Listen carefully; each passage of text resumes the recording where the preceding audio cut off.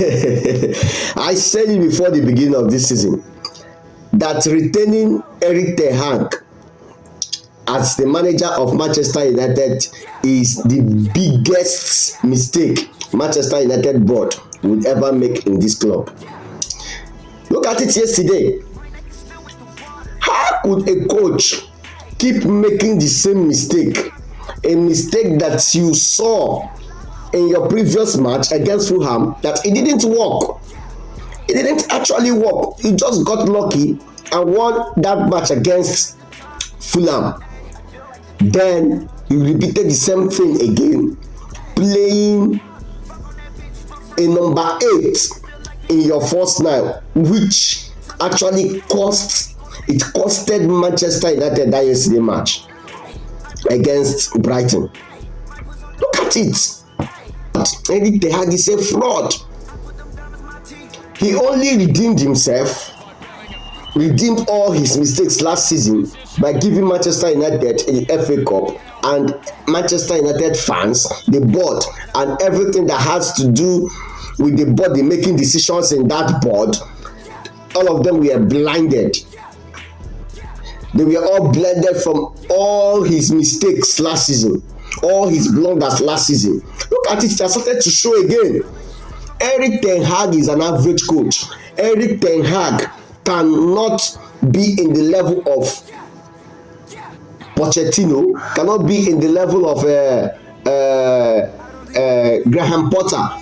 All these coaches that are well renowned in English Premier League, Eric Ten Hag can never come close to them. He was the best coach in the Dutch league. That doesn't mean that he come to Premier League and become an elite coach. Eric Ten Hag is the problem Manchester United have now. Eric Ten Hag is the weapon fashioned against Manchester United. Couple of things to take from that game against Brighton. Onana on his own was very good. Onana played his role very well. Mazarawi played his role very well. I'm talking about Harry Maguire. That guy was there doing his duties. Apart from that first goal that he could have just cleared or stopped before getting to Welbeck, Harry Maguire was doing his duties perfectly, was doing his job very well until when he was taken off. Harry Maguire was everywhere, blocking shots, soaking up pressures from Fulham. He was there commanding the defense very well until he was taken off. I wanted to ask Eric Ten Hag if I have opportunity to see him. What is the brain? What is the reason behind subbing off Maguire at that particular time? Subbing off a defender at that particular time is very, very, very, very dangerous. All you could do is bring in a defender to complement what they have been doing. But subbing up a defender by that time, by probably concede goal, is a no-no for me. You don't have to take off Maguire before you bring in Delete. You could have just taken out, if you wanted to defend that ball, taken out an attacker and bring in Delete to complete that match, and maybe you end draw. Getting a 1 point is better than losing the whole 3 points. Then as for Martinez was shaky yesterday and was busy committing error and giving off fouls to the opponent. He was shaky yesterday, giving off fouls, causing issues in front of the 18-yard box. And that's not his best. The Martinez that I know. Martinez is a good player, the butcher that we know. He does his work clean. He does everything, clearance, tackles, everything clean. But as of yesterday, he was shaky and was busy making up mistakes that yesterday. Then Dalot have always proven to be the only standard player in that Manchester United, together with his brother Bruno Fernandes. But lately, Bruno Fernandes output is nothing to write home about. Everybody knows his worth, and that's what he has done in the past is what is covering his mess just now. In the last 3 games, Manchester City, Fulham and Brighton, Bruno Fernandes have become the shadow of himself. To be fair, Bruno Fernandes is a good player and has always proven his worth in matches. But right now, in the last 3 matches that Man U have played, I can't seem to recognize him anymore. But I believe he's going to pick up from where he left. But I can also attribute his poor performance to the hard playing tactics, playing a number 8 in number 9, a number 8 in number 9 whose mentality all his life has been built, have been pinned to playing that number 8 role. Before you can actually get into start working as a first nine, it will take a long time. I think his poor performance is attributed to playing wrong positions. Then Casemiro is a good player. He was bought from Real Madrid to Manchester United. In the first season, he played well. He did everything right the first season and helped Manchester United to finish third in the league. But right now, people are muscling him out in the midfield. And one thing I don't understand about this Manchester United midfield is how come that we don't have somebody sitting back in the midfield.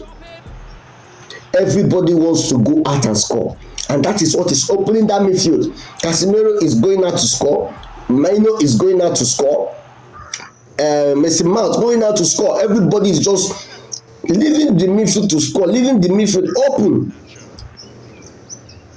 Eric Ten Hag need to learn his lessons. He's in Premier League, he's not in Dutch League. He need to learn. He needs to see elite coaches like Pep Guardiola and learn some things from them. Sometimes when you see things are not going your way, things are not going the way you plan it, you make changes, you change. How will an elite coach with experience that have been in this job for long see in the first match that playing Bruno Fernandes as a first nine is not working, and he still continued playing the same pattern? You bought a striker sexy, you asked for this guy, you bought him, you bought this guy only to keep him on the bench. That's rubbish now. Eric Ten Hag. And for Manchester United fans, the sooner you guys start asking for the sack of this man, the better for you guys, because this man will not take Manchester United anywhere. Rashford, the Prince of England. In fact, you are no longer a prince, you are the King of England. Whether you play well or you play nonsense, Eric Ten Hag will still start you. Keeping Garnacho on the bench for Rashford that couldn't take a player on. Rashford that couldn't even dribble one full back yesterday. No shot on target. And your wage bill is huge. Rashford needs to sit on the bench. You need to give Garnacho playing time so that Rashford maybe he can pick up his form by sitting on the bench. He will have reflection of himself, where he started, what he has done in this Manchester United, and what he's doing now. I think sitting him on the bench will actually help him to pick up his form. Then subbing Mason Mount and Bruno Fernandes is something I have been thinking since yesterday to put my head around it. The reason behind subbing Bruno Fernandes and Mason Mount and bringing in McTominay. Oh God, Eric Ten Hag will not kill me.